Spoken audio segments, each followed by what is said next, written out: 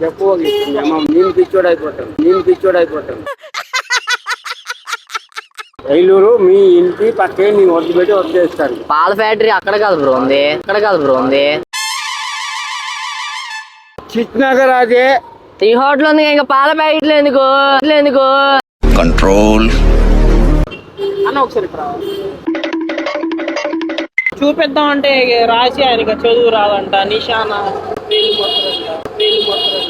ఏదో సైకిల్ చేసి నేను ఇదిగో పద్దాగా పక్సందులోకి వెళ్ళమంటున్నాడు ఎవరురా నువ్వు ఇంత టాలెంటెడ్ ఉన్నావు? ఏలూరు రోడ్ అంటే పక్కన అన్నాడు, బస్ స్టాండ్ అంటే పాలిపేట అంటున్నాడు.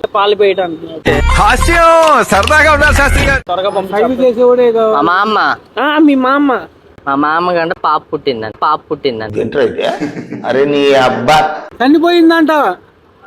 ఇంకో పాపని కడిందా మీ ఊళ్ళో తెలివితేటలు ఇక్కడ వాడకు. మీ మామ పాపని కనేసి పడుకుండిపోయింది బెడ్ మీద బుర్ర తక్కువ ఎదవల్ల నీతో ఉంటే నాకు మెంటలే కుదురా. చెప్పు మీ మామ ఉంది కదా ముసలామి ముసలాడు అయిపోయాడు అంటే చూడు అప్పుడే ముసలో నేను అవ్వలేదు.